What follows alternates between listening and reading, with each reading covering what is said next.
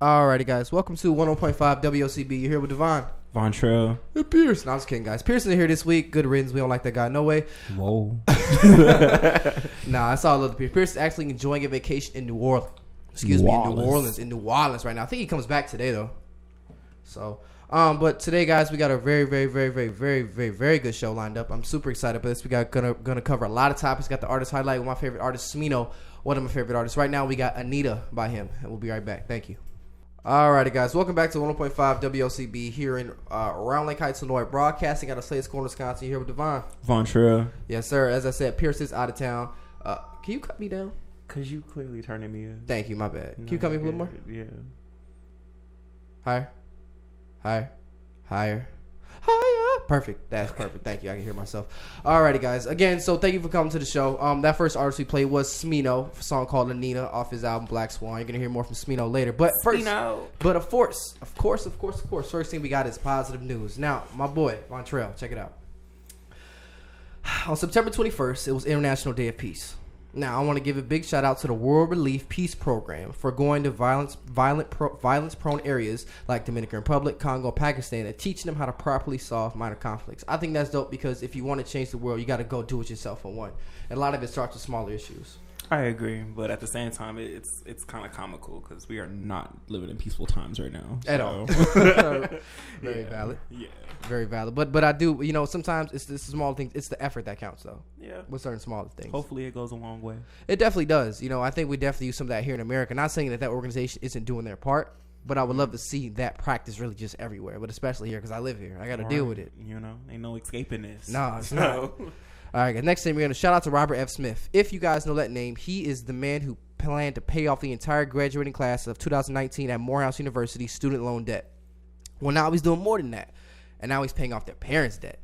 And that's crazy. That's a different kind of money. I'm not even going to lie. Because some of them is in a different type of debt. It is. But at the same time, it's just like, I don't care money. Not saying he doesn't care about his people, but it's just like, I got money I don't care about. Here you go. It's just changed to him. Exactly. Yeah. That's what's crazy. When you got I don't care money.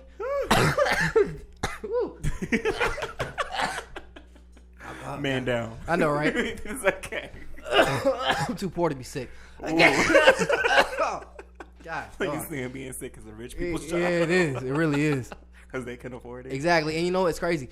I actually read an article the other night about Dollar General, and it was explaining how Dollar General kind of perpetuates the cycle of how hard it is to be poor, because a lot of Dollar Generals are put in low income areas. But a lot of times these people who don't make a lot of money in these low income areas go to Dollar General to grocery shop. Obviously, Dollar General doesn't sell lettuce and tomatoes, healthy things like that. So you're feeding your family off of Dollar General, which perpetuates the cycle of you being unhealthy, which means your medical bills go up. Yeah. It's crazy. Plus, not too many things in there is $1. So facts. Yeah. It's Dollar Tree. Dollar Tree is everything in there is $1. But Dollar General, generally everything's $1. So, even though we can't talk about prices, but yes. Right. Yes. So, all right. So with that being said, I think it was super dope that he's doing that and working with the board of trustees to really make that happen for these students. I think that's super dope. I just want to know what's the point of paying the parents' debt. I know why he paying the students' debt, but the parents, I couldn't think of nothing other but good publicity. Does he really need it? That's what I'm saying. He doesn't. What's the point? But he doesn't need the publicity, so why not? I don't know, but did you know him before he was going to pay these people's bills? Before in May. I didn't know of him before May, before he paid off all the student loans debt. But these parents, no, I did not. But I think he went to Morehouse. Yeah. So, yeah. Now, the parents, I think that's just something kind of do. I think that's something that's super dope. Is kind of It's really bottom of the heart stuff. You're doing this for hundreds of people that you don't even know, No. I think it's super cool. I definitely feel I should have went to Morehouse. Straight up. So, all right, next thing we got, man, a lot of people don't know this, or I guess they have picked up on it by now, but you are an official part of the show. I guess. So, welcome to the show, young man. Even though I thought that was kind of obvious. I've been here, so. Have you, though? I have. Yes, sir. Somebody got sound effects. Yeah. Thirsty to use these sound effects. I see. You have no clue, bro. You have no clue. But, yeah, man, congratulations. Welcome to the show. I brought you on because you're a very close friend of mine. I don't like to work with people I can't trust. I have a hard time trusting people with certain things as trust me, though? Natural, huh? Do you really trust me, 100%? Honestly, I give it a 96. A 96? Yeah. So probably. Then the answer to my question is no. Yeah, it's definitely no. I know. I know. I just wanted to be clear. Nah, man, nah. But for real though, man, I do trust you. I thank you for coming on, man. You have great insight. You're very well spoken. You know a lot about music. I can't wait to have you. What made you join the show? What made me join? Honestly, I really didn't have much of a choice, y'all. No, I'm playing. I'm playing. It was just something new to do. I kind of wanted something different, and I feel like this can open up doors to something different. And I'm enjoying it so far. So yeah. Most definitely. Well, we got staff meeting coming up. Just so you know, meeting. I don't give out no PTO, no break, ain't no breaks, no off time, no lunches. I don't care. You got to pick up your kids. I don't care. I mean, if the show was on from 4 to 6, if I had to pick up kids or do any type of lunch or break, you would have thought I would have did it by now. Right? You would have thought, but you never know. I did it all. Oh, you did? You picked up all your kids? Yep. Oh, really? Yeah. What are their names? You really want to? Okay, so I got Vanity Green. I got Olivier Green, and then I got Valencia Green. Yeah, you're a liar. You got no kids. For sure, man. But I just want to let you guys know formally that he is. Oh wow, look at this. You have a fan. Who? Oh, look at me. Okay, shout outs to Kaylee. Wow. Alrighty, guys. So next thing we got up, we're going to play Netflix and Douce by Smino. We'll be right back. Thank you. Alrighty, guys. Welcome back to 101.5 WLCB broadcasting out of Slate's Corner, Wisconsin. You're here with Devonn. Vontrell. And again, guys, Pierce is out of town, but Pierce will be back next week for our interview. All right, guys. First thing we got coming up, as we always do, is new music. Man, what have you been listening to lately? Because you really haven't filled me in when I made this. Actually, I honestly forgot to ask you what you've been listening to. Honestly, it's been nothing new lately. So, actually, I take that back. I've been listening to FKA Twigs, that song she got with Future. I actually really like it. It's like a trap serenade. I don't know. Oh, but I like. That sounds like a drink. I really like it. So that's been that. Okay. But other than that, I mean, everything's kind of been in the same rotation. You know, Megan Thee Stallion, City Girls. Gotcha. Nicki. Is that the same vein of music you like to listen to? Like a lot of feel good trap, like go crazy kind of music?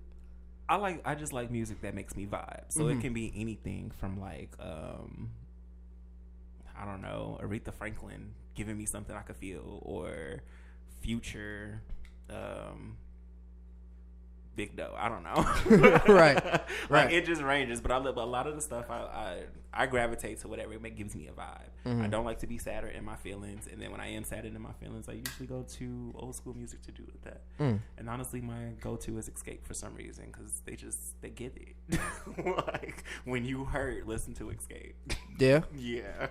When I'm hurt, I listen to Daniel Caesar for sure. Yeah, I can see that. That's my what. I could just, it's just very fitting. I ain't gonna lie, I was looking for something to come at you with. I know, but I wasn't even trying to come at you, so shut up. Cut the cat. No fitted. Oh, no. He didn't even hit that time. No, right, he didn't get it that time. No, he did. But anyway, man, what I've been listening to lately is Earth Gang. Earth Gang's album called Mirrorland. Earth Gang is a group out of Atlanta. They sound super different from everybody else. I've been playing that album around you nonstop. I mean, I like it. It's just that one song that you gotta wait to the end when the beat switch. That's Proud of You with Young Thug. Yeah. I like the end of that song. That song goes absolutely nuts. I prefer the end of that song. Just like the beat switch and the way everything is and the way Thug comes on. When I first heard it, I wasn't as familiar with Earth Gang, and it was kind of hard for me to tell the difference between who is who. But the more I listen to it, and now that I'm listening to Thug more, I understand it. Now that I've ventured into these two because they're so different, I'm able to understand music a lot better. I cannot get into Thug.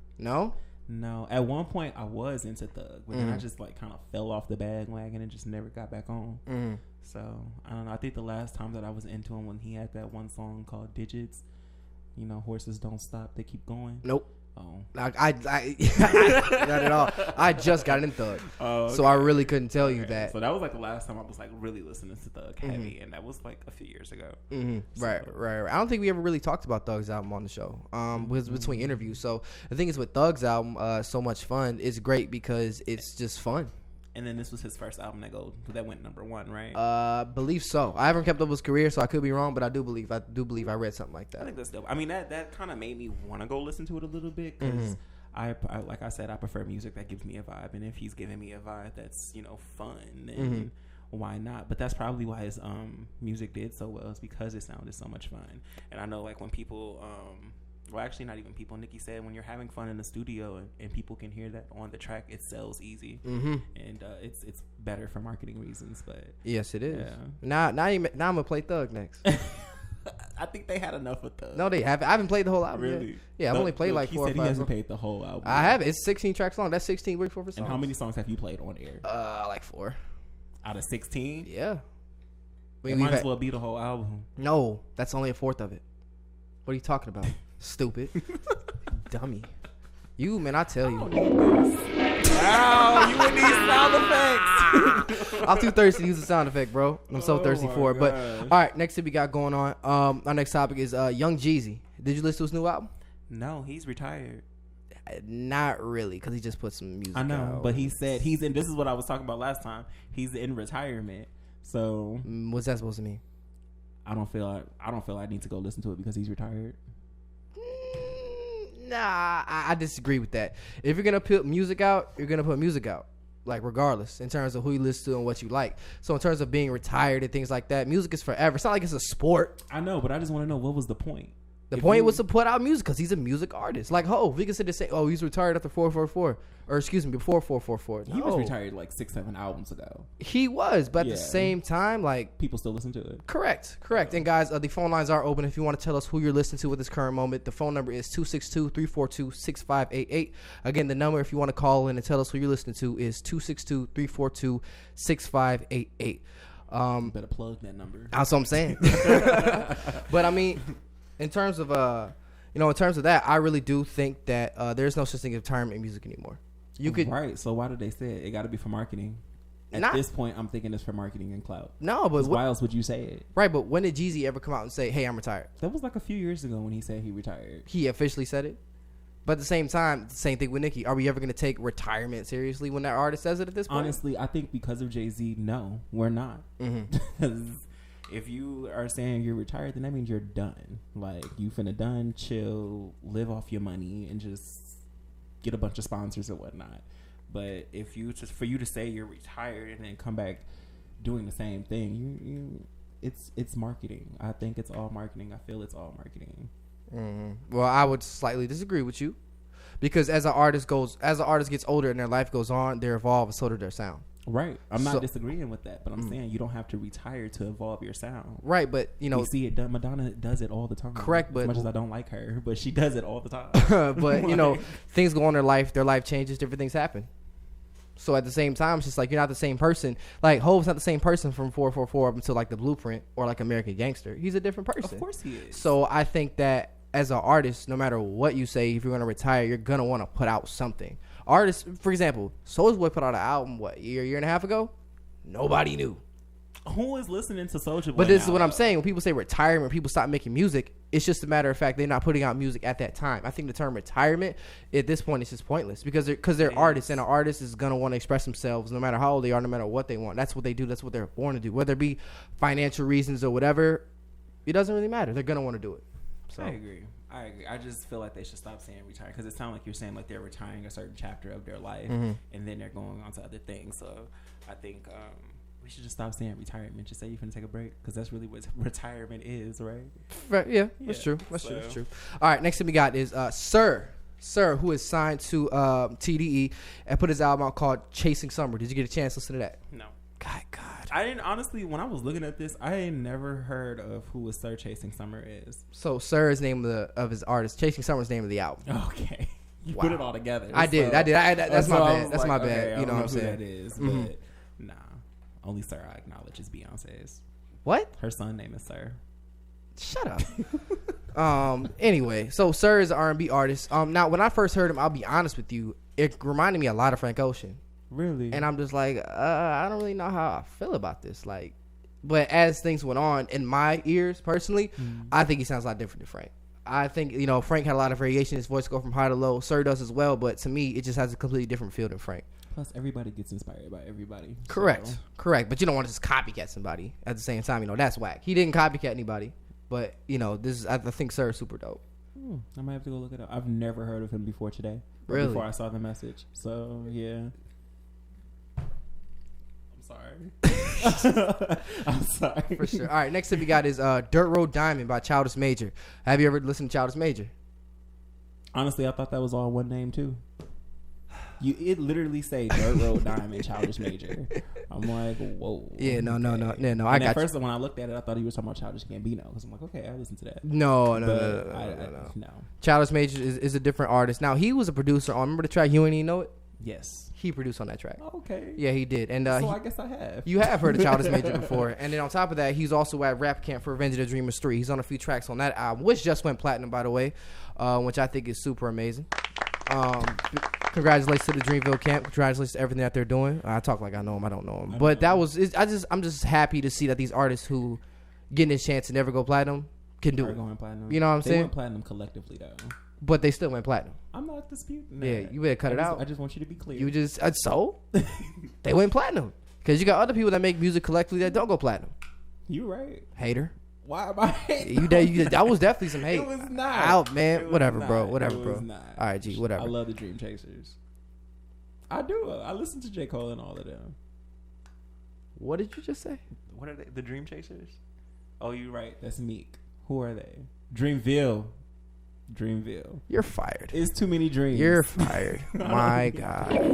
That is absolutely ridiculous. I believe this. It's too many dreams, okay? Shut up. It literally is. Anyway, we're moving on. Good God. Good Lord. Guys, if you want to call in between now and 5 o'clock and tell us who you're listening to right now, it would be greatly appreciated. Thank you guys so much, and we will be right back. But before we do that, we want to get a word quickly from our sponsors.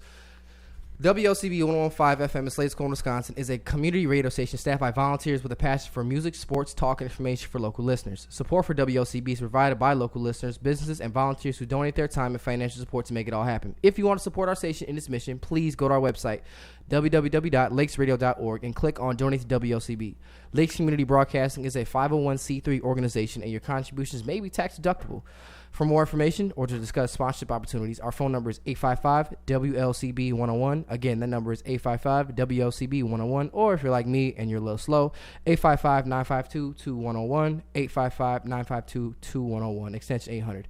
You can also email us at studio@lakesradio.org. Thank you guys so much. We will be right back. Alrighty, guys. Welcome back to 101.5 WLCB here in Round Lake Heights, Illinois, broadcasting out of Slate's Corner, Wisconsin, here with Devonn. Vontrell. Alrighty, guys. Next up, we got up, as you just heard, the artists I played 3 songs in a row of, actually, is our artist highlight. Now, artist highlight is that we take an artist who we feel that does not get enough credit, and then from this point, we highlight them, right? So our artist highlight today is Smino. And before I get started, guys, if you would like to call in and either give your opinion on Smino or talk about an artist that you've been listening to lately, you can give us a call at 262-342-6588 at any time. Again, the number is 262-342-6588. All right, guys. So Smino essentially is an artist who's he's an amazing young artist based out of St. Louis, Missouri. Now, he signed at Downtown Records. Smino made the jump from home when he left St. Louis and went to Chicago. Some people consider him a Chicago artist, but on Twitter he made a point to say that he's from St. Louis. Now, I love Smino because of the way he uses his voice in the range. While he does pitch up his voice certain aspects of the song, he can bring it down to a crazy low level. If you ever hear them talk, we have incoming call. It's red. Let me answer this.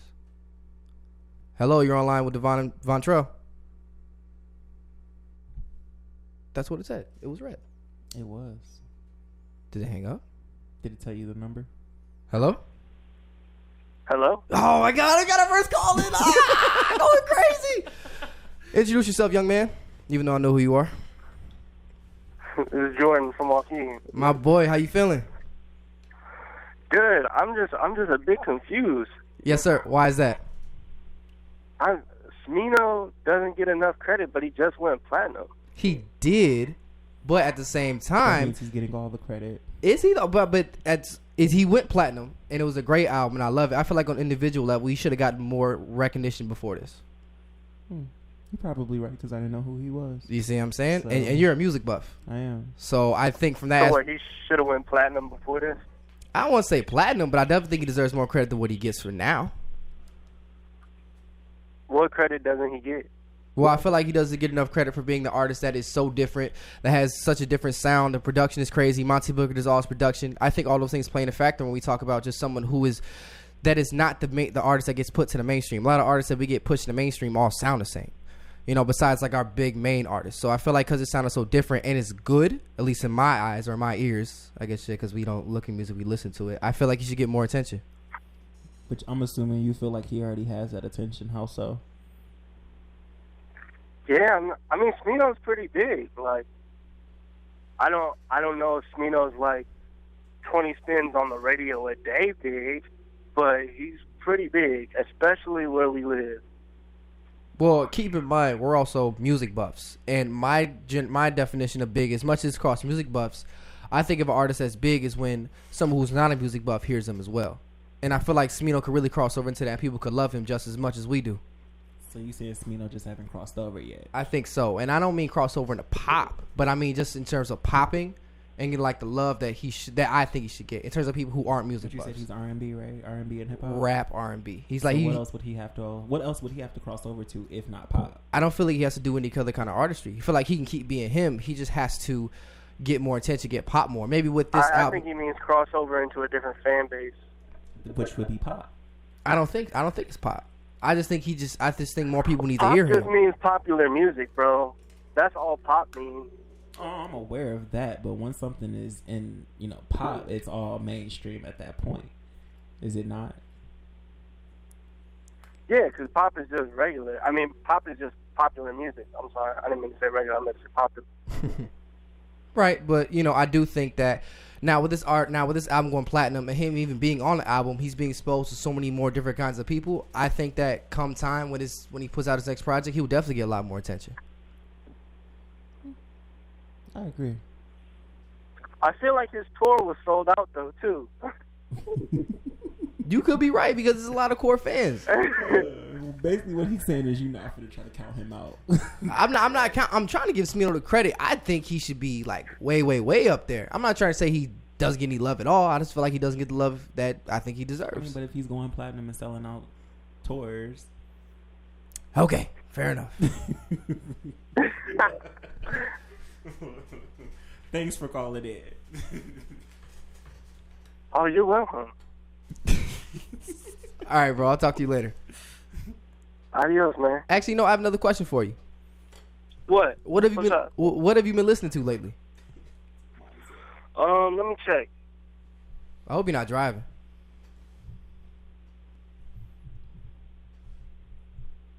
I think our man says driving. It's okay. It's okay. Don't text and drive. Yeah, don't hurt yourself. Well, technically he's on a phone. He's checking music and driving, so it's different.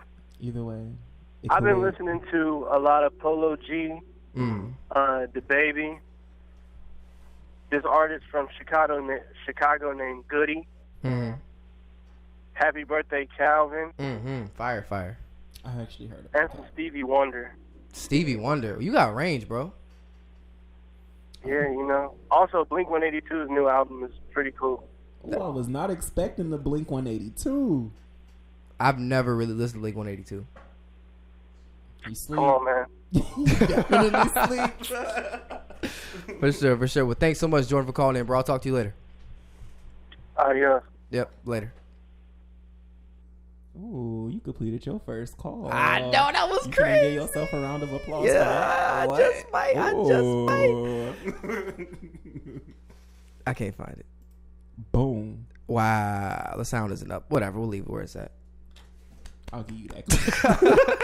Thank you, man. But I mean, no, just I do love interacting with people. Yeah. I love having people on the show. I just love talking to people, man. I definitely have my meter, my limit of who I talk to and how much I talk, surprising as that is, but interacting with people is the basis of everything, and I really enjoy it. Get back to the point though. Yes, Smino is bigger than what I actually thought. Oh, definitely bigger than what you thought, and I guess he's bigger than what I thought. So I get it. It's just in my opinion of how I view it. I would love if he got more love.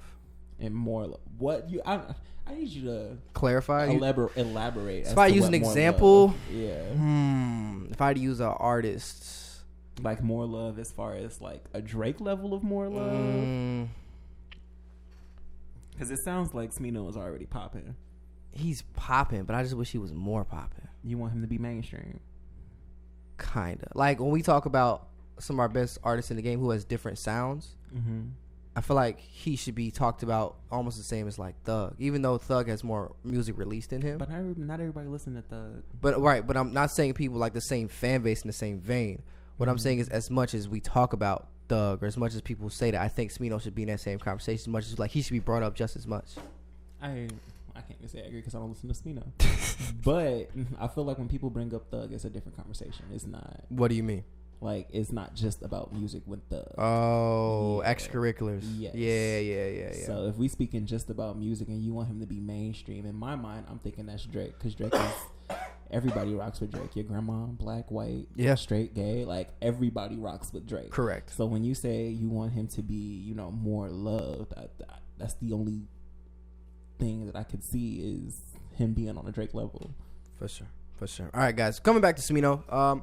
He's a very collaborative artist, being the founder of a group called Zero Fatigue that houses Bari, Monty Booker, J2, and Raven Lene. He's also a member of Zoint Gang, which is JID, Buddy, Earth Gang, Guap Dad 4000. In 2012, he moved to Chicago, where his cousin, Drea Smith, lived to go after his career.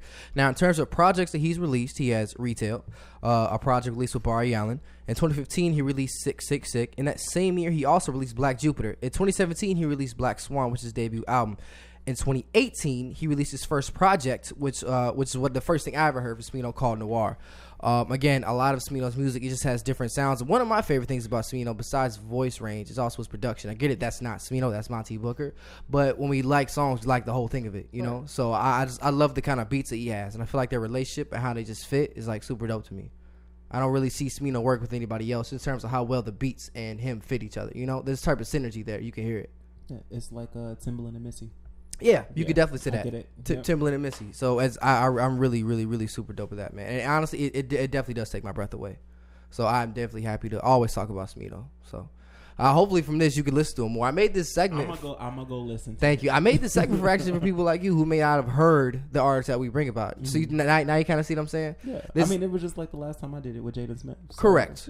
Now a lot of people know who Jaden is. Who doesn't they didn't know who Jaden he was Smith? A singer rapper. So. Correct. Yeah. Correct. All right, guys. We're gonna take a quick song break right now. We got Mannequin Challenge by Young Thug. It was so much fun. We'll be right back.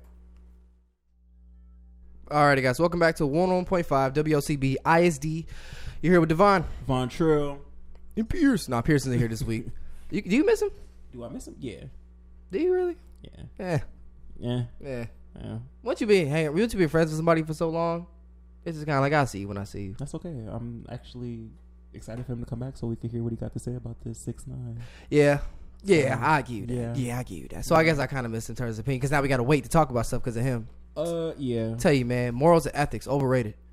I'm just joking. I was gonna say. I was just joking. I know, right? You know, my parents actually got on me for something I said. Actually, did I tell you?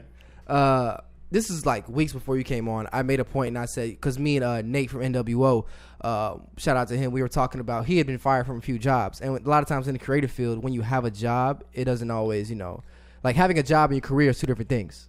Mm-hmm. So I was talking about that, and I was saying, I've been let go from a few jobs too, and I made a joke and say, being fired was like a badge of honor. Oh, my parents got on me when I got home. Because even when you said that, I was like, what? Like, who wants to be fired? No one wants to be fired, but it just seems like something you have to go through, like a slap on the chin, something you got to go through. A slap you know what I'm on saying? The chin.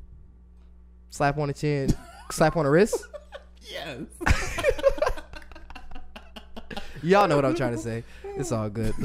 All right, next thing we got up, man. Again, if you guys want to call in, chime in on what we're talking about, or tell us who you're listening to right now, the phone number is 262-342-6588. Again, the number is 262-342-6588. All right, guys. Next thing we got up.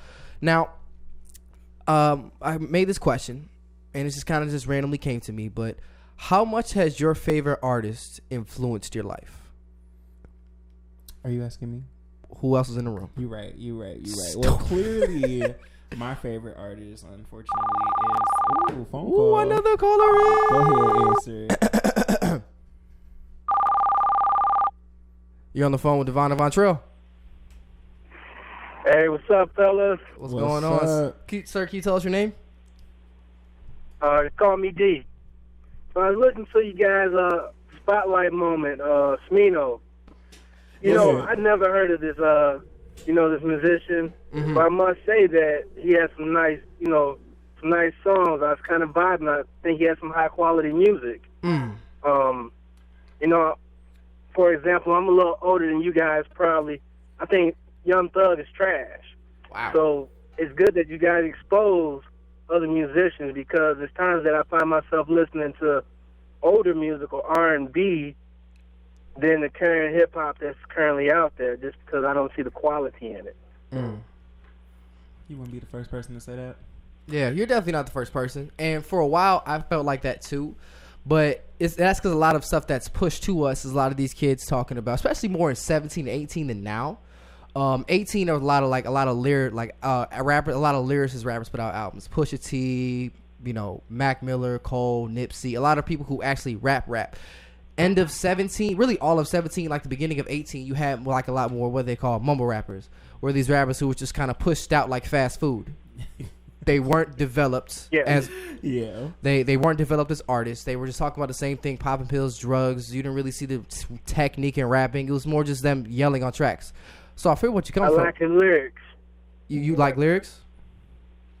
Yeah, no, I said they had a lack of lyrics within their music. Correct. But even some artists who have, supreme, lyric skills are still putting out trash. For example, Nas. His last album was terrible.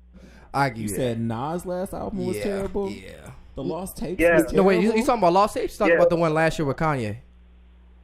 No, the Lost Tapes. He got two of them, though. Lost Tapes 2 or the first one? The Lost Tapes 2 is the one that came out this year. Right. That's what I'm saying. Which one is terrible? Lost Tapes 2. That's the one that came out this year. Yeah, the one that came out within the 60 days. Yep. Okay. Because what I do, I take an artist and I listen through the whole entire album. Whether I like the song or not, I sit through it. Maybe I'll find something that I like about it. But there's nothing I liked about that album. I just felt like he should have just stayed where he was and call it a day. Since we're talking about Nas, do you think that artists should or can retire? Nas retired? He's an older artist. I'm going to be honest. But when I hear musicians say they're going to retire, that's you can stop doing what you're doing, but as far as retiring, unless you're one of the upper echelons of music like Jay-Z, you don't have a retirement plan. I guarantee you, if Kanye stopped working right now, he'd probably have to file bankruptcy because his residuals won't pay out enough. Actually, Kanye was the highest paid artist this year. Do I think a musician can retire? No. You can stop. But if I retire and live a comfortable life, I doubt it. Well, a life that they're used to.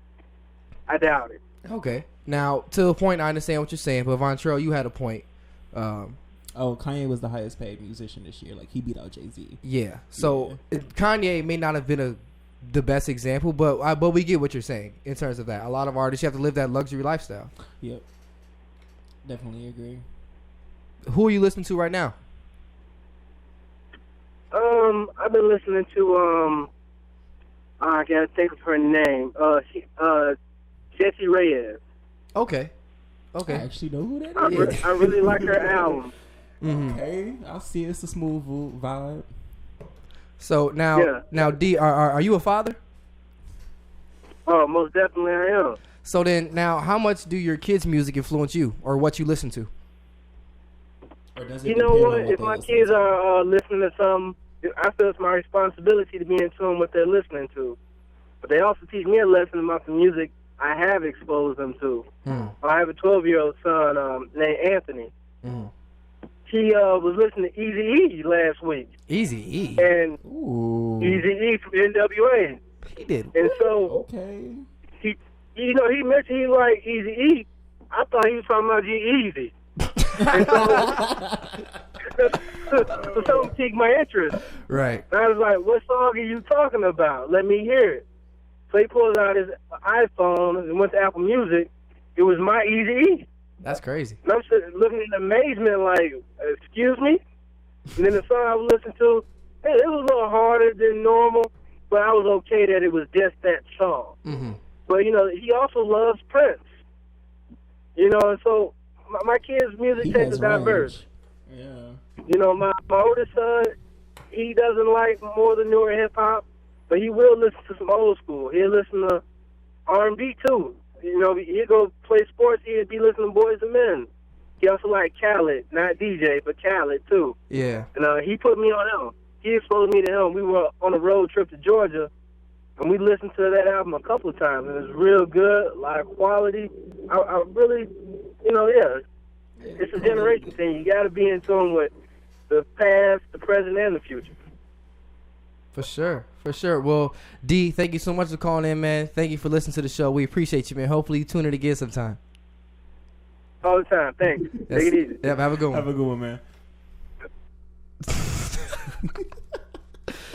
That's our second call. I know, right, baby? That's what I'm talking about.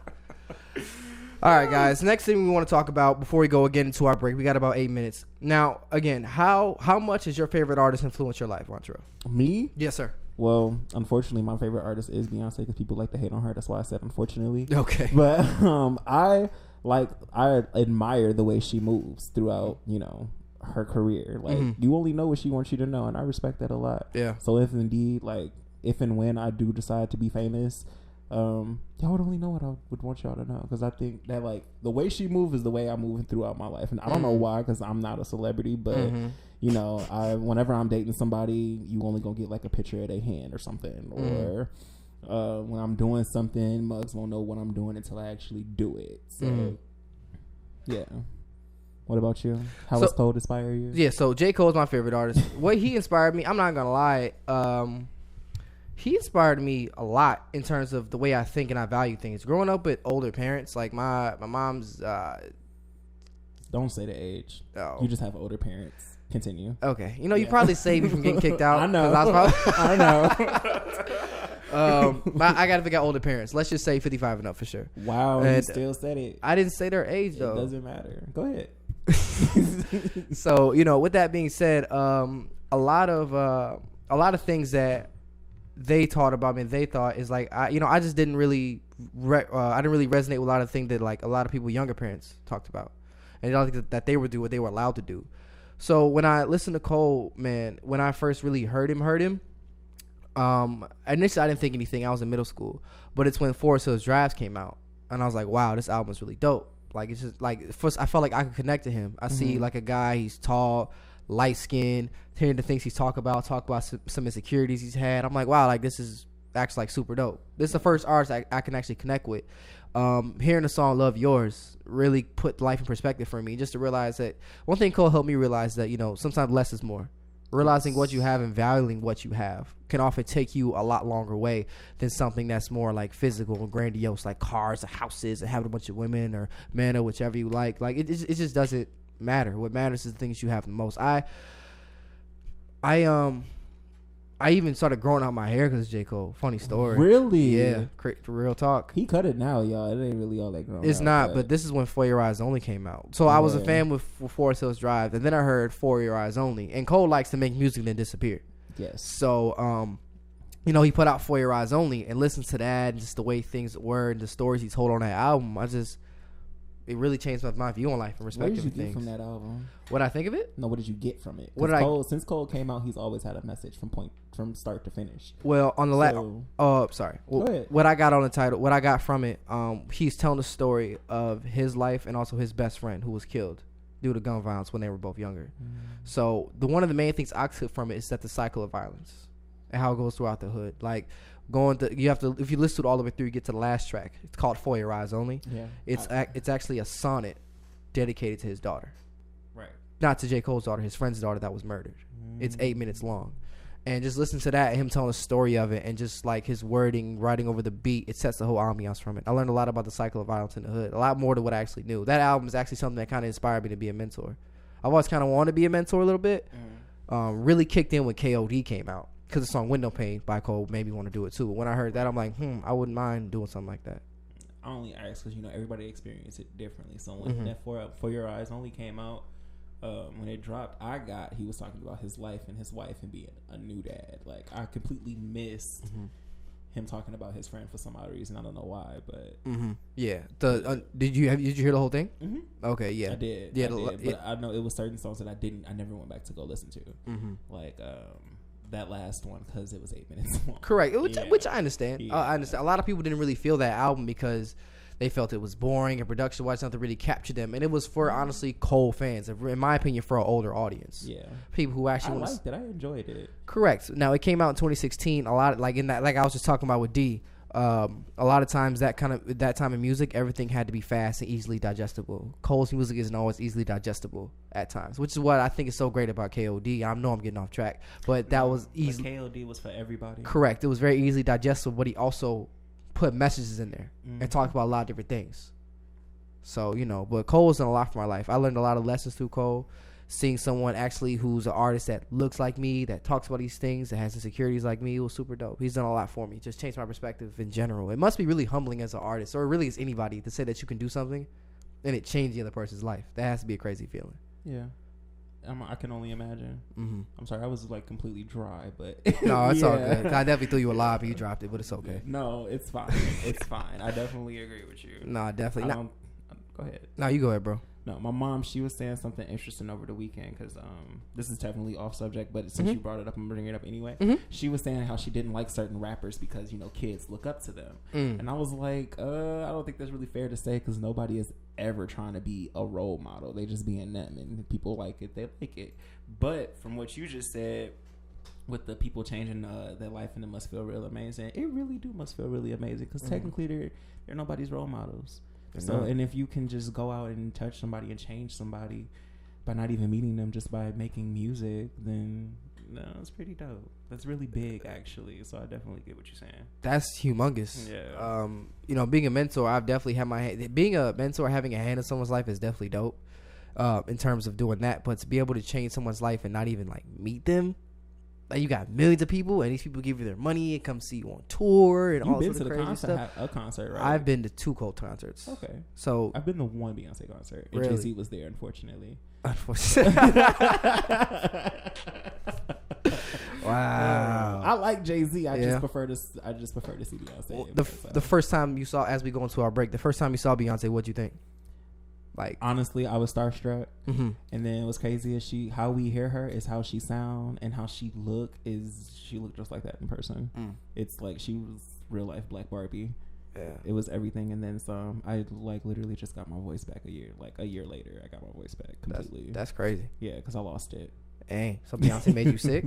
No, I was screaming and singing at the same time. That's a horrible combination on the throat. No, it definitely is. So it most definitely is. All right, guys, you guys are listening to 101.5 WOCB, broadcasting out of Slade's Corner, Wisconsin. You listen to ISD. We're gonna play some quick ads, guys. We'll be right back. Thank you.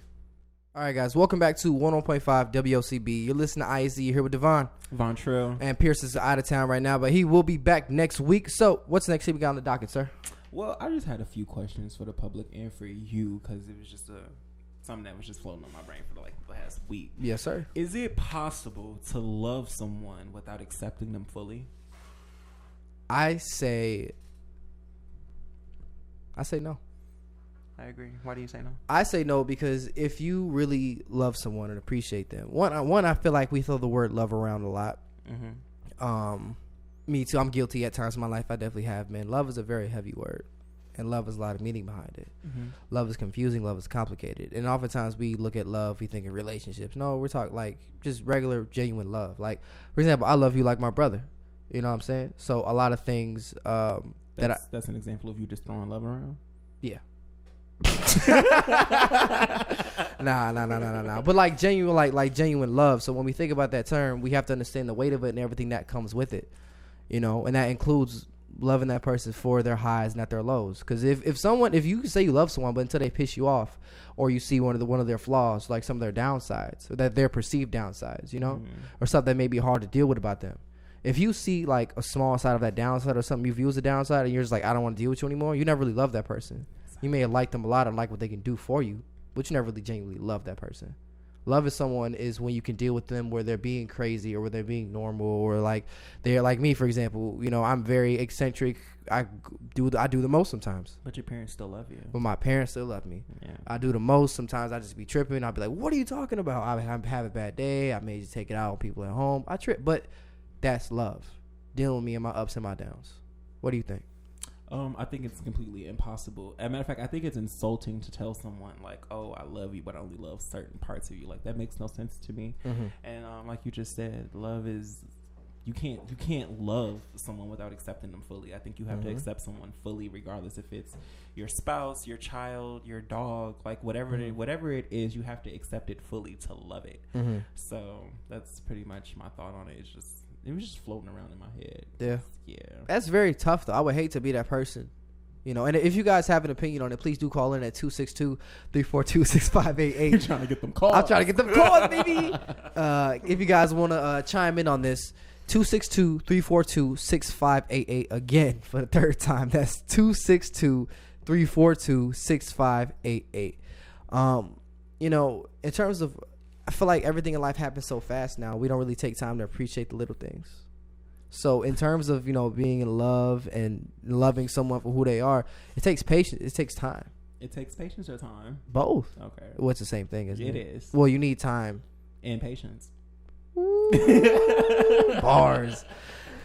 But I mean, it's definitely true. I don't feel like you can really, you know, it's like you're half loving that person. It's impossible. Yeah. I think it's impossible because if you can sit here and say that you only like certain parts of somebody, but you don't like the other person, that means you just don't like me. Like, period. Like, I don't, it's just, yeah. But at the same time, though, some people have really toxic habits that they may not like. Like, for example, say, you know, you're dealing with someone who abuses drugs. You may not like the fact they abuse drugs, but that doesn't mean that you don't like them. But that's not saying that you don't like that part of them that's a drug addict. But at the same time, you still want to love that person overall. You see what I'm saying? So I see what you're saying, but that's like a whole different. It's very dramatic. Yes, it's not dramatic. I mean, it is dramatic, but that's a different scenario. I'm just speaking in general. Like, you know, like say for instance, your mom said like, oh, like say for instance, your mom didn't like the person you was dating, but she loved you. Like, would that be acceptable to you? Honestly, yeah. Yeah. Because that's not me. But if your girl and your mom don't get along, that's not an issue to you? No. I mean, it may be. This is me. Because at the one point, your mom was the woman of your life, and now you have another woman in your life. They have to get along. They don't have to get along. How come they don't? This is me. I'm very. I don't understand. I'm simple-minded. That's not right. But I'm very straightforward. Shut up. I wasn't going to say yes, that. You were. I was going to say you were kind of closed-minded, but I can be. I definitely can be at times. But I think in terms of that situation specifically, you don't have to like each other, but you can treat each other with respect and tolerate each other. That's all I ask. You respect my mother. Mom, please respect my significant other. So that means no family functions for y'all. Yeah, we're going to family functions. We're going to family functions. We're going to go to all the barbecues, all the whatever. But at the same time, as long as you show my mother and vice versa respect, we straight. That's the only thing I ask for. Because we all deal with people that we don't like. Yeah, but I feel like it's different when it's someone in your family or like in your circle, because like I feel like anybody who deals with me, including my parents, y'all have no choice but to love me. Facts. And then for y'all to sit here and tell me that, you know, on like certain parts or you'd be better if you did this or better if you did that, that's not love in my opinion. You're trying to change that person. Exactly. So instead of, you know, embracing someone and, you know, celebrating them, you tear them down for them to be something that they're not. Correct. No. And I feel like, and I'm guilty of this, when I was younger, when I was like my first very, very, very, very, very, very first girlfriend, I was 17, my first serious relationship, I would say things like, you should do this, you should do that. And in my mind, it came off as me trying to, you know, make her better, hopefully better at certain things. But in all reality, me being young, dumb, and naive, just talking and not listening and not realizing the impact of my words, especially with someone who really cared about my opinion, because we were in love. She took it as me trying to control her and change her. In all honesty, it was, in a sense, right, looking back at it. And so you wasn't in love with her, you was in love with the idea. No, I loved her. I definitely loved her. It's just my actions that I wasn't directly trying to change her. I didn't mean to try to change her. In my mind, I saw it as, oh, I'm just trying to make you better, you should do this, you should do that. But in my mind, these are things that I think are better. I didn't walk into a relationship thinking, oh, I'm going to change this girl so she can be perfectly mine. Like, I didn't think about that. What I was thinking was, in my mind, this seems right. You should do it. Instead of trying to figure out what's best for that person and figure out their formula. You see what I'm saying? Yeah. It's something I kind of unintentionally did. And now I get older, I notice people do it now on purpose. Yeah. And now I can peep out when people do it on purpose. And it makes you mad now. It definitely does. It does make me mad, especially as someone like me who I can't be contained. Like, you can hope to slow me down, but I'm a free spirit. I'm not someone who can really just kind of check and be like, are you only going to do this? You're going to do that? And that's it. Like, nah, I'm not that kind of person. You have to let me be me. You know? I get that. it's the same here. You have to let me be me. Valid. And I feel like with some of the people in my life, if we did more embracing and celebrating, we wouldn't have any issues. You know what I'm saying? Yeah. Valid, man. Straight up. I'm blessed enough. I hope all that works out for you. But it's working out. Good, bro. I'm happy for you. I don't want to tell you make any drastic decisions, but if they're not helping you, bro, they may be hurting you. So maybe for me, this is what makes it easier for me is that I am my own best friend. Facts. I love me. And then on top of that, the world loves me outside of my inner circle without me even trying for the most part. So it's I have a balance, but if I didn't have that balance, if I wasn't so likable, then it'd probably be dark. Yeah. But it's not really all that dark. It's just like I said, it's just a question that's been floating in my head for like weeks because I just I can't fathom that. Like, how can you just love parts of someone? It hurts, regardless if it's just your spouse, your child, or your parents. Like, you have to love any and everybody fully, or you have to accept someone fully to love them. In my opinion, yeah, it hurts. Yeah, it hurts. It hurts a lot, man. So I definitely hope you're making it sound so much sadder than what it is. It's really not all that sad. I thought it was. I think it's messed up. I've never had to deal with something like that. So like to me, like that's like dang. I know. Just personal conversations we've had. We're not going to talk about now, but I know you've been like dealing with that for a while. I really haven't. I'm just now starting to deal with it. Okay. It's just like I said, I just be thinking now. Like I have a lot more time to think, and I'm trying to get my mental together so I can have a better. I don't want to say life, but a better life. So yeah, it's just things I'm just sorting out and putting away. I got you, bro. Well, but I had to ask the question. Dope. Yeah. Super dope. Guys, if you guys want to call in and give your opinion on that, the call-in number is 262-342-6588. Again, the number is 262-342-6588. Next topic we got, man, I'm so happy. The Boondocks are back. They're back. I'm so happy. Did you ever watch the Boondocks? I did. Come on now. I did. I just had to make sure. Did. I just had to make sure. R. Kelly went to jail, so I'm peeing on everybody's cats. What? That's from the Boondocks.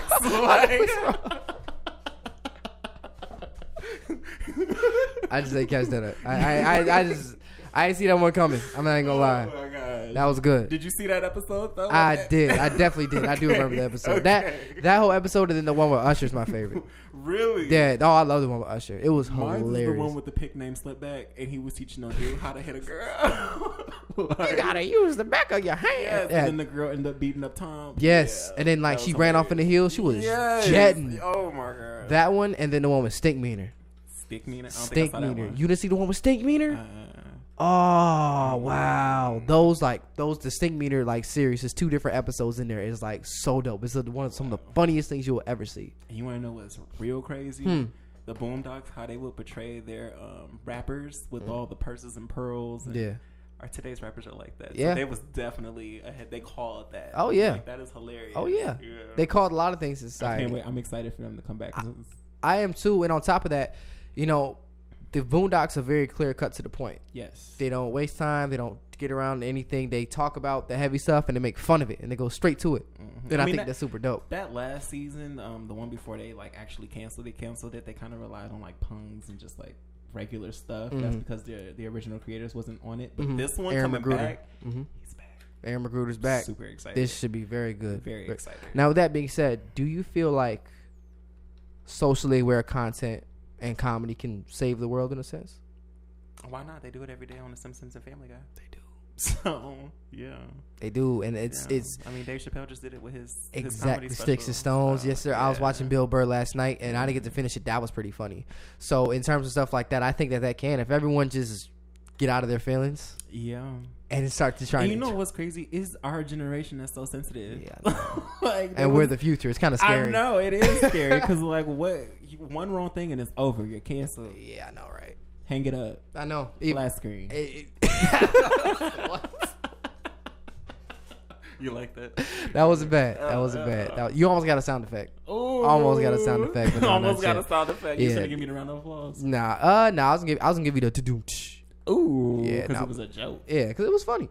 But in terms of that, I definitely would agree with you. I feel like a lot of things have to be said and need to be said. Yes. And that the comedians and the Boondocks, they take on the role as a quote unquote bad guy, depending on how you perceive them, as these people to do it.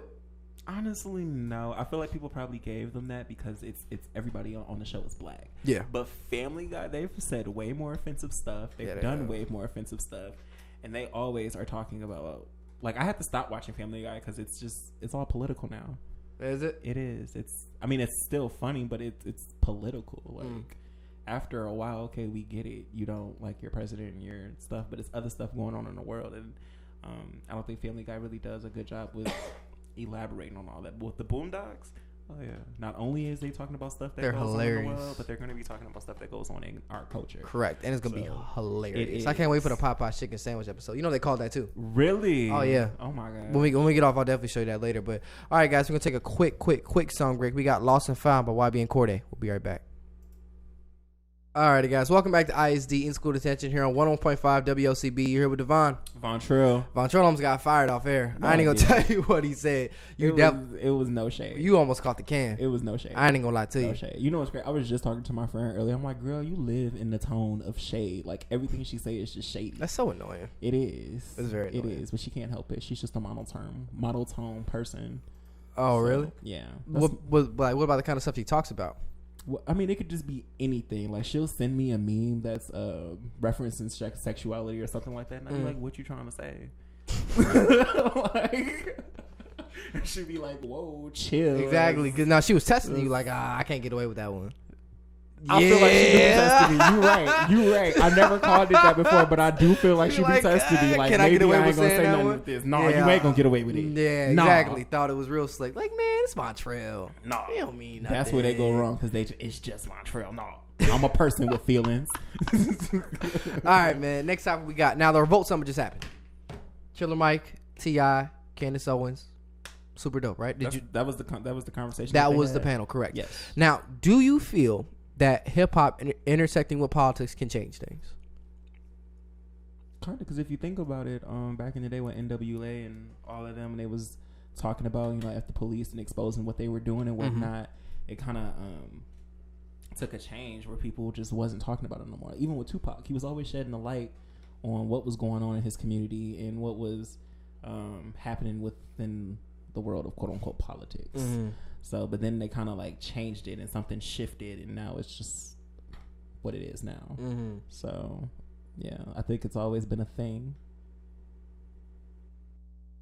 So, go ahead. I definitely agree with you. I think that with hip hop, I love it when people who have stature or not have stature who have a higher platform and a higher voice use these things for good. Changing what Nip was doing too. What's up? It's kind of like what Nip was doing too. Correct. Owning your businesses and keeping $1 black or whatever. Yeah. Correct. Continue to make change and continue to do things like that. I think it's super dope. So I love the Revolt Summit. I love the fact that happened. I love the conversation that they had. Excuse me. And I think that we need those more going forward. I love to see more Revolt Summits around different places, Chicago, LA. I just think more things should be happening like that, not only within Revolt, but in smaller communities as well. I agree. Especially speaking for the black community, it's important for them to see people like us having these conversations. It is, but to a certain extent. Okay, go ahead. Because at the end of the day, we are our own worst enemies. And if you look at other races and stuff, they all stick together. And I don't know why. I know we're starting to stick together now, but it took so long for us to even get to this point. And even now, we're still having fights within our own group.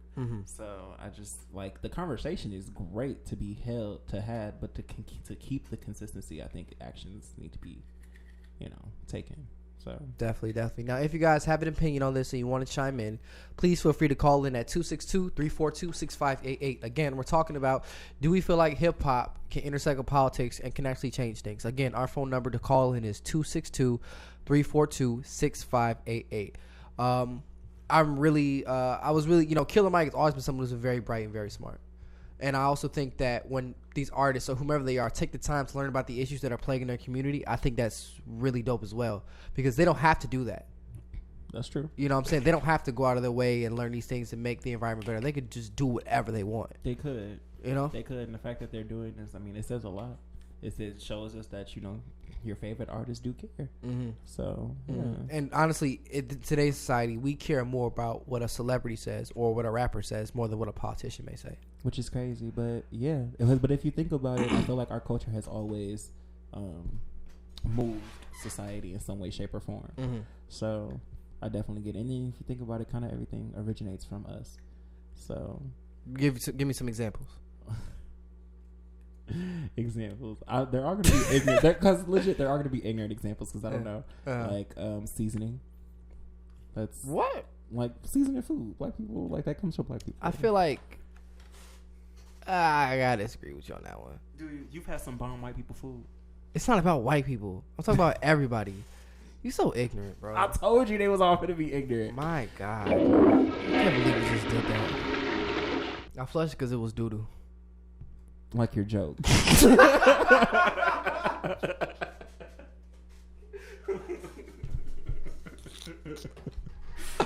Go ahead and give us some examples. Some proper examples. I asked you. What? I asked you for the examples. No, I mean, in terms of just like examples that we took from our culture. So a lot of times we see it, like, a lot of times in fashion. You can speak for that more than I could, but because you don't know much. I know for a fact that they rip from fashion, but you could definitely speak for that more than I could. I mean, yeah, they could. I mean, one thing about fashion, everything is recycled. Everything, everything that goes out of style always comes back in style. So it's really what's trending. And I can't really say, like, they just go to neighborhoods and see what we're wearing. It's not really like that. Mm-hmm. It's more so along the lines of just what people gravitate to. Mm-hmm. So, I mean, you're right. They definitely pull from fashion. They pull from music. A lot of times from music. Because we were just talking about, like, how Charlamagne and the Miley Cyrus thing. Mm-hmm. Yeah. Yes, that's a perfect example. Yes. That is a perfect example where... Give me my round of applause. Before you continue, give me my round of applause. Shut up. You want the go? No, I just want the round of applause. I'm going to give you the real clap. Where's it at? Okay. Clap it up. Yeah. Short little clap. That's what you get. Anyway, for example, in terms of Miley Cyrus, Charlamagne made a very good point. And Post Malone kind of did the same thing, too, where, not to Miley's extent, though, but... in the sense how Miley Cyrus was quote unquote black when she could profit off it. When she couldn't profit anymore, she didn't do that, and she fell back off of it. You're right, but I mean, I think Post Malone did do the same thing with his song, because Allen Iverson actually ended up suing him for that song. So yeah, that's crazy. I never knew that. Yeah, he said he was calling himself the White Iverson. Like, come on now. Yeah, you're not AI. Right. You're not AI at all. So, and I think if you're going to do something like that, you're going to pay homage to somebody, there's a respectful way to do it. And then it also depends on who's doing it. Mm-hmm. So, I feel like he just got offended that this white boy from wherever he's Texas. From, was singing the song, even though the song is actually dope. The song is super dope. Yeah. The song is but he got sued for that song. Yeah, and and Miley Cyrus, Miley Cyrus did the same thing. She did, but I feel like with her, it's a bit more annoying, and with her, she was playing up more stereotypes than anything. Definitely was. Had the Jordans, had on the 23 jerseys, twerking, all that kind of stuff. Yeah, like, black people know how to party, but at the same time, we are wholesome people. Correct. That doesn't define our stereotypes at all. No, and you want to know, it's just a fact, just like a little fun fact to know. The medical industry is based off of one woman's DNA, and she happens to be black. What? Yes. What are you talking about? You should do your research. I'm not going to get into it now, but why not? Because it's like a whole thing to explain it. I feel like explaining it, but the medical industry, like all the medicine that back in the day, it all came from a black woman. Yeah. I did not know that. Yes. I definitely have to look that up. Yeah. That's actually kind of crazy to think about. I mean, I do believe some conspiracy theories, 100%. See, that's the whole other time. We're not even gonna get into that. We not. I do believe conspiracy theories, but that one right there, that sounds nuts. And I really only found out about that because her family tried to sue the medical industry because they didn't know, and then when they found out about it, they tried to sue, and that's like a multi-billion-dollar industry. Yeah. So they was trying to get some change. I don't know if they ever won the case, but they were going back and forth with that for a while. Definitely. All right, as we got 5 minutes left until our next break, we're going to quickly go over this Antonio Brown. What are your thoughts? My thoughts? I mean, he had a very valid... I don't think he should have been released from the Patriots because he's not the first person to have allegations against him in the Patriots, but I feel like him being black played a huge part in that. Really? Yeah. You don't think so? Yes and no, because the NFL is notoriously a racist organization, as we can all see. So I honestly can somewhat see that the NFL is a very racist organization, but at the same time, he brought all this attention on himself. I agree. Because sometimes you got to learn when to shut up. You really do. Yeah. You need to learn when to shut up. Mm-hmm. And a lot of people are saying that when he went to Oakland, he did that on purpose. And honestly, I can kind of see it. Like, why would you ask for a helmet that is not approved? What was wrong with the helmet? So it was a really older helmet that like older that they used way back in the day. It wasn't approved anymore. Concussion protocol has changed. Head injury protocol has changed. So he was trying to get that approved. Why? It's a very good question. Oh, okay. I don't know. Well, in that sense, then he brought that to his. Like, he brought a lot of this. He brought it to. He brought a lot of this on himself. But let me ask you: if they was accusing Tom Brady and he was doing the same things, do you think it would have been the same outcome? I think Tom Brady still be playing. That's Tom Brady. Period. You know, granted that he is one of the best football players ever, but that's Tom Brady. Right. You're arguing from a standpoint of race. Yeah. I completely agree. Yeah. I think Tom Brady still be playing. Yeah, okay. That's crazy. And that's what I'm saying. A lot of times in the NFL, you know, there's definitely a race thing. For example, do you know who Odell Beckham Jr. is? Do I? Wow. Okay. So Odell, right? A lot of times he'll be in the sideline, he'll get frustrated, and you know he may throw a towel, throw a cup, slam his helmet, whatever, natural athlete stuff. They'll call him a diva. But when Tom Brady or another white athlete does it, they're called being passionate. Yeah. You see what I'm saying? It's just like the angry black girl thing. Yeah. That's exactly what it is. That's exactly angry black woman, or is she passionate speaking out? Exactly. You know what I'm saying? You know, NFL play. You know, we got. You know, you look at Tyreek Hill, who's playing now, even though he just beat a case. Ray Rice isn't in the league anymore. Probably won't play ever again. And then you have Greg Hardy. You know, I don't know. Are you familiar with those situations? Not the last one. Greg Hardy is also. He pretty much beat his wife. Oh, and also some guns came in that situation as well. Played for the Dallas Cowboys. Yeah. Stuff like that. The NFL has a very bad history. All of those people are still playing. No, they're not. They're not. Ray Rice is not playing. Okay. Greg Hardy's not playing. Okay. Tyreek Hill you said was playing. Tyreek Hill's playing. Okay. Tyreek Hill's playing right now. So I don't watch sports, people. I understand. Yeah. But I mean, it's just the NFL has notoriously had a bad history of handling athletes and controversy, and specifically black athletes in general. Yeah. There's definitely an issue that goes on. Because all those guys you just listed were black. Right. Correct. Okay. Correct. They absolutely were. Now, that's not to say, you know, Riley Cooper, wide receiver for the Eagles, I don't expect you to know who he is because he wasn't that popping, but he actually got out of it because he made some pretty racist comments. Like, he called somebody in the stands a racial slur. Yeah, and they got him out of there real quick. And he was a white guy? Yes, he was a white guy. So I think there's some fairness, but majority of the time, a lot of the NFL's rules don't favor black people. They don't. At all. And I bet you he only got fired because he got caught. He said something to the wrong person, probably. Riley? Yeah. It was on camera. Oh, see? Point exactly. He got caught. It was on camera. So they had to do something about that. Yeah, they had to do something about that. Yeah. So, you know, it's stuff like that. So the thing is with AB, man, pray for the best. Do I think it's hard to say whether he did it or not because the evidence is not yet. We want to sit here and say he did it or say he didn't do it. But did you see his tweet the other day? How he's retired? He quit from the NFL? Yeah. Yeah. I think it's just ego. You think so? I think it's just time for you to shut up, bro. Like, there's no purpose for you to say that. Why would you say I'm done with the NFL? Like, what? Because if somebody come to you with a check, you're gonna take it. Like, that's what I felt. Like I understand believing in your brand and believing in yourself and thinking, you know, knowing you could do a lot of different things, but do something like that to me is just dumb, bro. Like it's just not that deep at all. So, all right, guys, we're gonna take a quick break. We'll be right back. Thank you so much. All right, guys, welcome back to 101.5 WLCB ISD. You're here with Devonn. Vontrell. Pierce is out of town, but he will be back next week. All right, guys, next thing we got going, that was Solange Down with the Click. I love Solange, bro. That was a real good one. Y'all wasn't ready for that. No, they wasn't. It was on the radio. Trump rattle, right. Ooh, it's on the radio. Are you down with it? It's on the radio. I take pride in playing stuff that normally isn't played on the radio. Because she's not been played on the radio once. But she fat. Trust and believe. When I get home, that's the name of her album, y'all. Hey, that was perfect. That was perfect. Yeah, you know. That was perfect. I'm very proud of you. Oh, that was good. Clap. You did. That was dope. I haven't gave myself any clap check. I haven't said anything funny though. I'm not funny, y'all. I'm just talking. Shut up. That's legit. That's something somebody cocky would say. I'm not funny. I'm just. I do not aspire to be funny. Being funny is corny.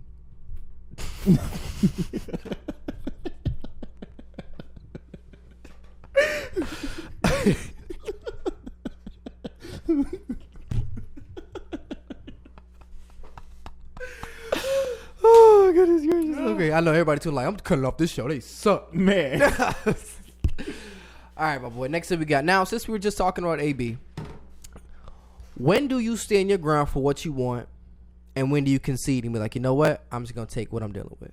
What is your boundary?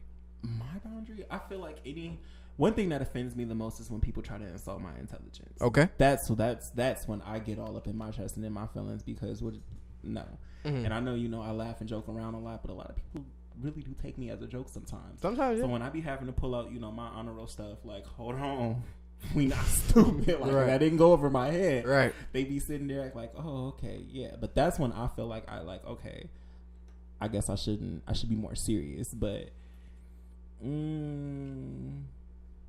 If I feel the vibe and the vibe is wrong, then that, and then my intelligence. I don't like my mental being insulted. Yeah. So. Yeah. What about you? I'm a very nice and very giving person. So my thing is when you try to take my kindness for weakness, that's a good one. Yeah. When you take my kindness for weakness, you try to bite the hand that feeds. Because I'm very easygoing. I'm not trip. I don't be tripping on what people do around me a lot. I may say something like, oh my God, but if you really know me, I don't trip. But when you take advantage of me, try to make me look stupid and bite the hand that feeds, that's when I lose my cool. Period. You know what I'm saying? I was about to cuss. But I'm glad you did. Yeah, I actually have a cuss button. Do you? Yeah, but go ahead. Work it out for me. No. It has to come naturally now. Okay. It's not gonna show. So right. Just think of it. Don't say it though. Because we about to be SpongeBob and Patrick when it was the Dolphins and right. But but that's my thing. It's just doing the most, like trying to disrespect somebody, take advantage of me. Like, why, bro? Like, I'm not chill. If you wanted it, you could have just asked for it. You ain't gotta take advantage of you, make me look dumb, but disrespect me. I don't do that. Don't take this the wrong way. Don't do it. Go ahead. But I feel like because in certain situations you are a closed-minded person, I feel like that's why it's easier to take control, or not even control, advantage, because you're so one way about things. So if people agree with you in that stance and just go from there, then it's nothing that they can't get. Facts. That makes sense. Honestly, that makes a lot of sense. I definitely have been someone at one point in time who was definitely easy to get over on. So yeah. Really? Oh yeah. This is like 17, 18, a little bit into my 20s, but I was just so I don't think I've ever been that person. I was definitely that person for a while just because I didn't really have a lot of friends growing up, and someone's so social, and I just wanted so many friends. I used to just go for whatever. Why? I just think like, are you your own best friend? Define that again. Your own best friend is just, you enjoy your own company. You're okay with being alone. Like, I'm starting to be. You can go to the movies by yourself. Oh, that, yeah. Okay. I'm starting to be that, yeah. Okay. Because I will say this, like, at one point I did want friends, but then for the most part I've always been just a wallflower, like an introverted wallflower, like if that makes sense. Yeah. So, like, and when I did get friends, it was like I kind of like I lost my mind a little bit. Like, I went crazy. We used to do so much reckless stuff, but I was doing it because, these are my friends. Yeah. So I guess I was that person. For me, it wasn't a matter of just doing things. It was a matter of just going along whatever somebody would say. Not voicing my opinion, co-signing of what they say, even though it didn't really fit me. I'm like, oh yeah. I've always voiced my opinion. That was my. Even though I'm such a talkative person, I was afraid to voice my opinion because I was afraid to lose those people. Why? That's just how it was. Sometimes that's just how it has to work out. Not everybody is meant to be your friend. Correct. Which is what I'm learning now. A lot of lessons in life that people learned as kids. Not saying I had a messed up childhood. I didn't. But a lot privileged. I say very privileged. I ain't very privileged. I was just blessed. Not, trustful. Yeah. Watch out. It's decent. Making me a target. I was just blessed, man. I grew up with both my parents. That's the most you can ask for. Is it? I grew up with both my parents. Live in the same house since I was 5. Now I have more people I consider more like my best or close friends, but Pierce is the one friend I've had for like the past 11 years now. So a lot of things, yeah. So we've had friends that were cool, but like my closest, him. There have been girls coming out of my life, but you got people who say you may call them your best friend. I'm guilty of this. You may call someone your best friend, but then you fall off for a while, and it's like, oh, were we really friends? Because me and him can go. Like, you have one friend that you can not talk to for X amount of weeks or months. It's like, oh, okay, we're so good. Honestly, I can't do that with my friends. No, for one, majority of my friends are females. So, especially with Dashe and Messiah, like Dashe calls me every day. Even if I don't answer the phone, she's gonna call me every day. Right. And with Messiah, like when we felling out a few times. Yeah. How long does it last? About a night, 12 hours. Okay. So my point. Exactly. About like, yeah. But if they was to go X amount of days or, X amount of weeks or months trying not to talk to me, then I see what you're saying. But yeah, usually real friends always make up. You know what I'm saying? Exactly. So some things you just can't replace. Agree. So, now in terms of being privileged, that's how I grew up. But anyway, back to now we're talking about. I don't know how we got on that topic. I don't know how you went back to yeah. Just in terms, so like, in terms of standing your ground, I used to not stand my ground because I didn't know what my ground was. I didn't know what I was standing for. I didn't know what I wanted out of life. I don't know where I was. I just kind of go for whatever. Mm-hmm. I'm older now. I've experienced some things. I've traveled. I've talked to more people. I have a college education. So I have a better understanding of who I am, what I want out of life, and how to articulate myself better and move in certain social situations. So I've definitely gained a lot more knowledge in terms of that and learning more about myself. You're always learning about yourself. But I definitely used to just, kind of just roll whatever they were doing, even though it didn't sit well with me at all. I used to have a friend who treated his mom like crap. Ooh. It was bad. I feel like everybody has been there at one point with their mom. Maybe not you, but like definitely. Not like that though. He was disrespectful. I may be like, I may have, in the past, I've never gone out of my way to disrespect, the way he was doing it. I'm not gonna say his name. And mom, you listening, you know who I'm talking about. And when we get off air, I'll tell you the stuff he used to no worries. I think the worst thing I did to my mom when I was, rebelling in those years, it was just steal her car. Yeah. And at the time, it was one of those things where it was just, I'm young and I felt like one of the kids off of a sitcom. Yeah, that's crazy. Yeah. I never did that. Yeah, I'd probably be dead if I did that. That was the only thing that I did that was like really wild though. That's crazy. And then I always put gas in it. But wow. Okay. Okay. Where'd you even get the gas money from? What you mean? I've always had a job. I had a job since I was 14. So they're good. Yeah, I was working at the ice cream shop / toy store in Kenosha. And yeah. No, I never stole my mom's car. Worst thing I ever did to my mom. Let me think. All right, this isn't the worst thing. This is definitely a good example. I was in like the third or fourth grade, right? And, moms pack your bag and everything. So these are the ignorant days. Very. I said, what did I say? I said, she forgot to pack my planner in my bag, I think. Or was I packed? I don't know. Somehow the planner wasn't I packed in my bag. I was in the third grade, y'all. But you spazzed out? I didn't spazz out. I called my mom. Oh, my gosh. I feel so bad about this. Oh, I feel crap. All right. I called her at school. I'm like, Mom, have you seen my planner? And she's like, I think she said she forgot to pack it or I forgot to pack it, something like that. Most likely you. And then I said, I don't know what I was thinking. I was like, thanks for nothing, and then hung up the phone. Oh my God. You got a whooping when you got home. I did. Cause who you talking to? Oh my God! And then I hung up, bro. Oh, that's a bad combination. It was the worst kind of whooping because like that punishment. See, when I got punishment as a kid, it was over time. These were deferred payments. These were like cash back guarantee. My dad travels for his job. Okay. So like he'll be gone for the week and then I may do something on Tuesday or Monday, forget about it. And on Saturday, get the brakes beat off me, boy. But this one, I said it and then I remember I didn't hear about it that night. But then when my dad came back, we were all in the car together. He said something about it and then she said something about it and then I think I got a whooping. So I think that's horrible. Oh, and then another time. This wasn't towards my mom. This is to show you how bad I was as a kid. I was bad, bro. Were you though? Yes. I'm going to tell you a story right now. Go ahead. So I was in kindergarten, and I was acting out. They're so far back. They are back. These stories are bad, right? Go ahead. Oh, there are a few more. They were in kindergarten. We were so far. We had a parent-teacher conference. I was acting out. And the teacher said, my parents used to always have this saying is, somebody's getting on my nerves, but I ain't going to say no names. Said it towards me. So me being extra, bro. I go in. We're in a parent-teacher conference. My mom's like, Devonn, so what's the problem? And I said, Mom, somebody getting on my nerves, but I ain't saying no names. And boy, that whooping was crazy, bro. Because you thought. I thought it was sweet. I said that somebody getting on my nerves, but I ain't saying no names.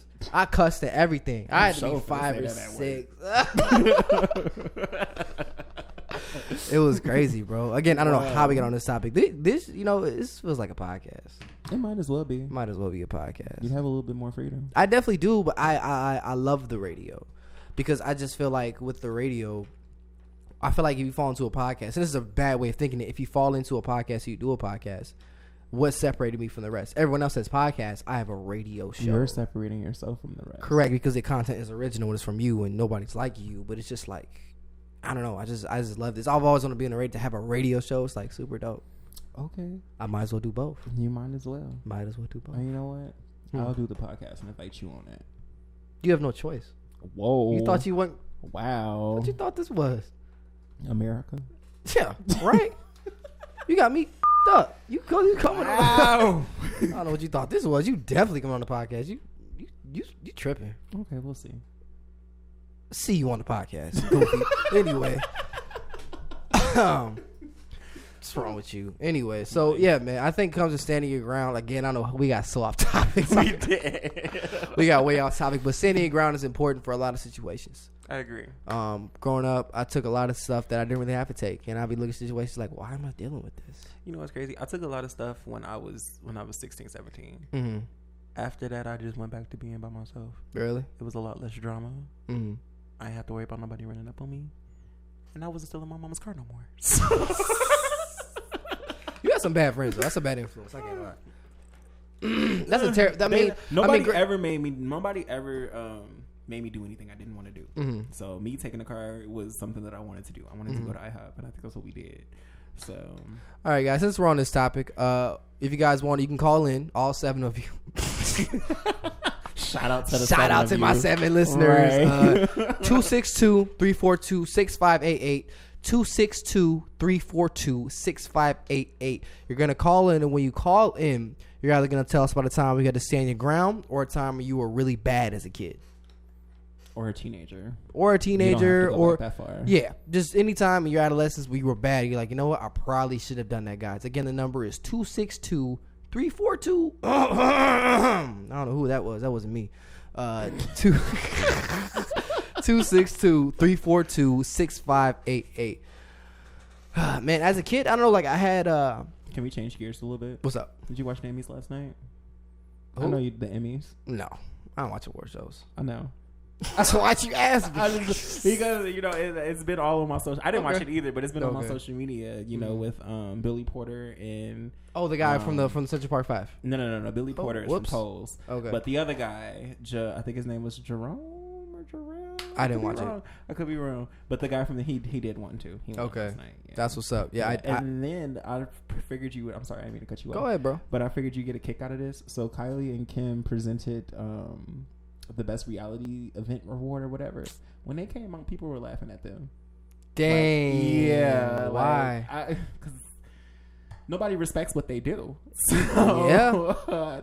They took it as a joke. Like, why are they presenting this award? So that's great. And this is my thing. And now, in terms of Kylie, I have a little respect for Kim. I'm not gonna lie. I like them. She has. Kim has done a lot of efforts to get certain people out of jail. She's big on prison reform. Mm-hmm. She's taking those steps. So you can't deny their hustle. You can't. Like, that's what I'm saying. You can't deny it because they get to the check better. They've been getting to the check for the past 14 years. Keeping the Kardashians has been on since we were what? Born. So you can't knock the hustle, bro. It's just like. And then she got this shapewear thing. That's a multi-billion-dollar industry. And the app. She got all your little dollars. On the app, yes, she does. What app are you talking about?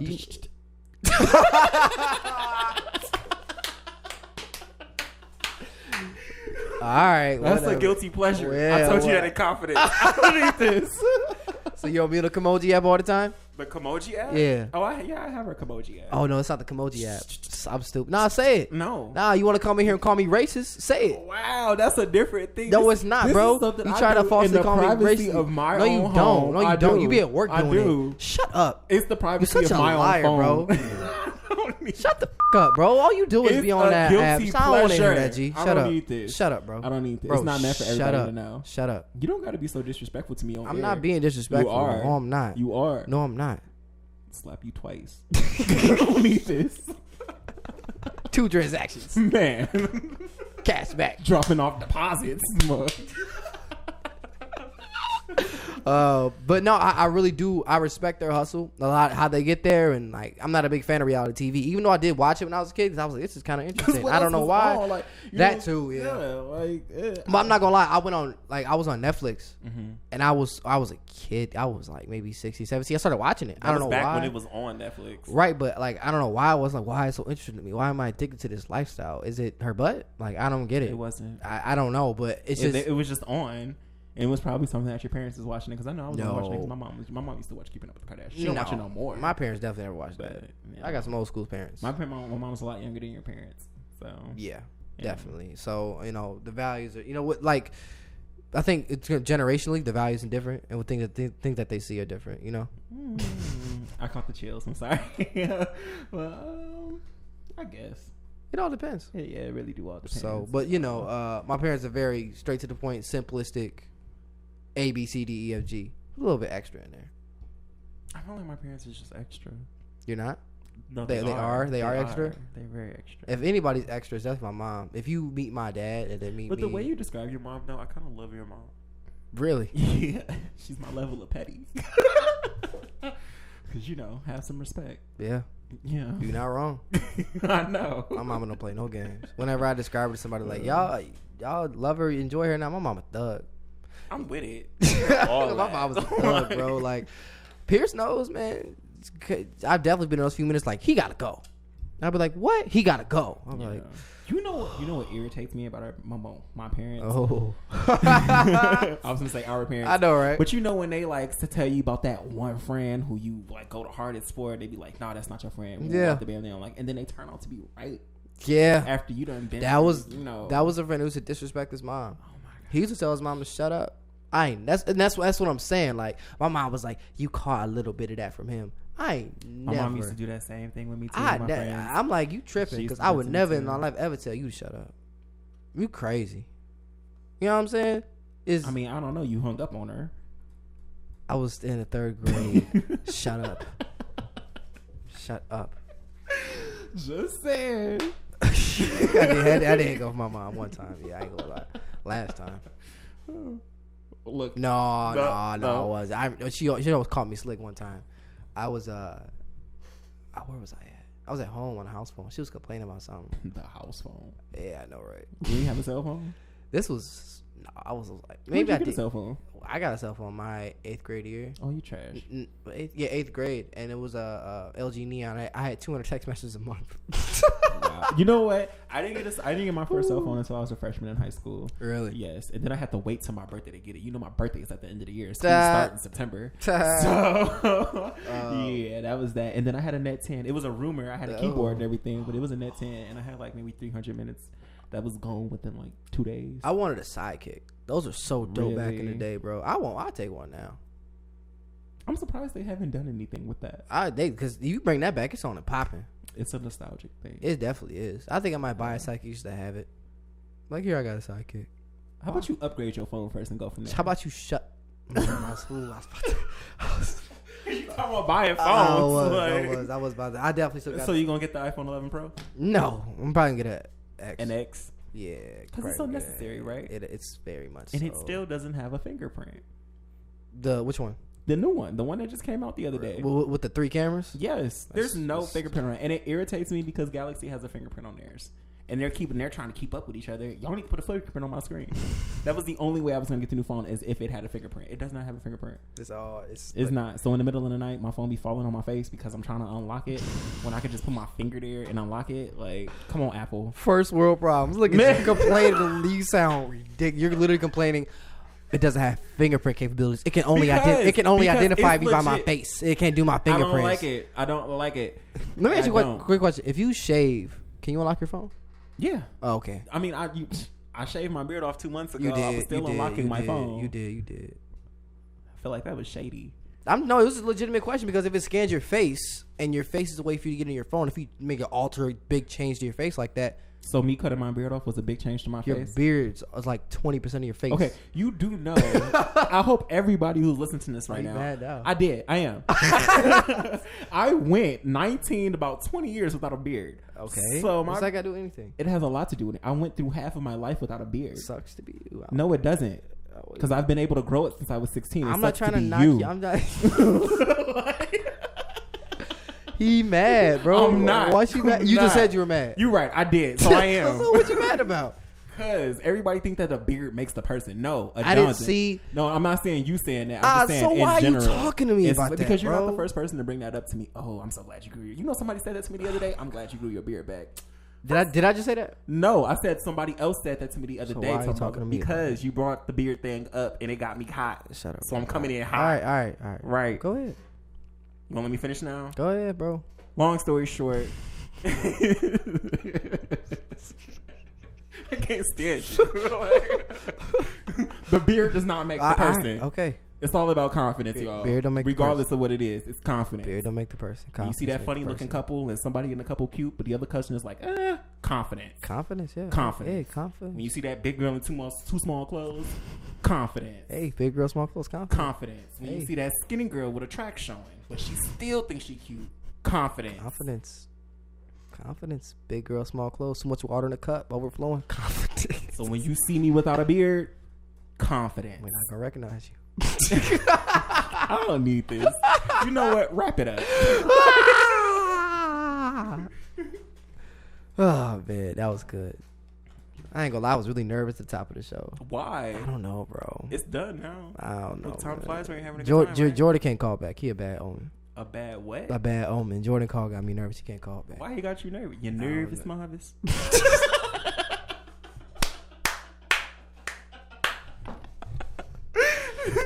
Oh, goodness gracious. All right, man. If they want to find you, where can the people find you at? Oh, so I'm super excited to say my new screen name because it's kind of back to an original thing.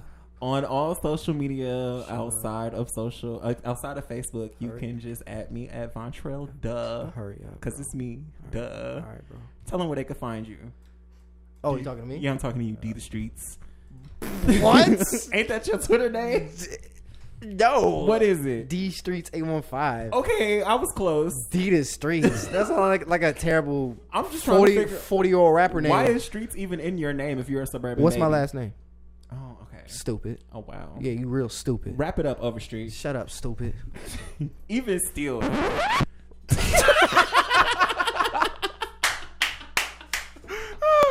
Nobody care about your last name. You guys can find me, Devonn Overstreet, on all platforms. YouTube, you can find us at In School Detention. Again, all of our videos are shot and edited by Kendall Williams, a.k.a. WendallKilliams, a.k.a. Trey K47, a.k.a. Yeah. a.k.a. Jordan Earring, a.k.a. New Dad 5000, a.k.a. he act like he chewing gum. My man's ain't chewing no gum. A.k.a. Wrap it up.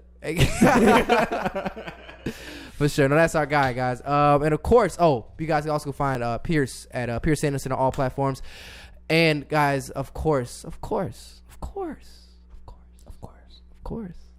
every Monday here on 100.5 WOCB or at lakesradio.org ISD from 4 to 6 p.m. Thank you guys so much. You guys have a great week. Be safe. You're not gonna say nothing? It's Vontrell. Bye. You're lame.